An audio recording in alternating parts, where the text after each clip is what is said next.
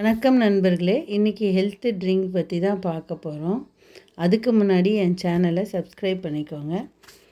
Health ட்ரிங்க்குன்னு காலையில் பசங்க சாப்பிடாமையே போயிடுவாங்க இல்லையா, இந்த மாதிரி ஒரு ஹெல்த்து ட்ரிங்க் போட்டு கொடுத்தா நம்மளுக்கும் கொஞ்சம் நிம்மதியாக இருக்கும். தோசை சுட்டு கொடுத்தா கூட அரை தோசை கூட சாப்பிட மாட்டாங்க. ஒரு கேரட் எடுத்துக்கோங்க, நல்லா தோல் சீவிட்டு சின்ன சின்னதாக கட் பண்ணிவிடுங்க.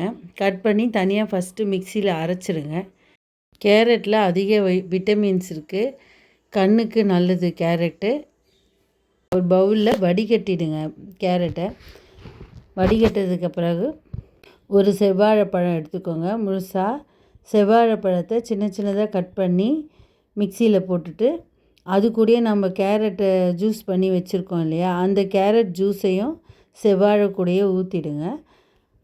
ஒரு அரை கிளாஸ் பால் அதையும் அந்த ஜூஸ்லேயே சேர்த்துருங்க. எல்லாத்தையும் ஒன்றா சேர்ந்து மிக்சியில் அரைச்சி எடுத்துகிட்டு வந்துடுங்க. அவ்வளோதான், ஜூஸ் ரெடி. ஈஸியான ஜூஸு, குயிக்காக ரெடி பண்ணிடலாம். காலையில் பசங்க கிளம்புறதுக்குள்ளே நம்ம ரெடி பண்ணி கொடுத்துடலாம். அதுக்கு மேலே பாதாமை நைட்டே ஊற வச்சு துருவுறது இருக்கும்ல, துருவுறத வச்சு பாதாமை துருவிடுங்க. நல்லா துருவி போட்டால் நல்லாயிருக்கும். துருவி போட்டுருங்க. பாதாமை எக்காரணத்தை கொண்டும் தோலோடு சாப்பிடக்கூடாது, முடி கொட்டுற பிரச்சனை வந்துடும். தோலை எடுத்துட்டு தான் சாப்பிட்ணும். துருவிட்டு இந்த ஹெல்த்தி ட்ரிங்க்கோட பாதாமை மேலே போட்டுட்டு அது மேலே கொஞ்சம் காஞ்ச திராட்சை போட்டு சாப்பிடுங்க. சூப்பராக இருக்கும்.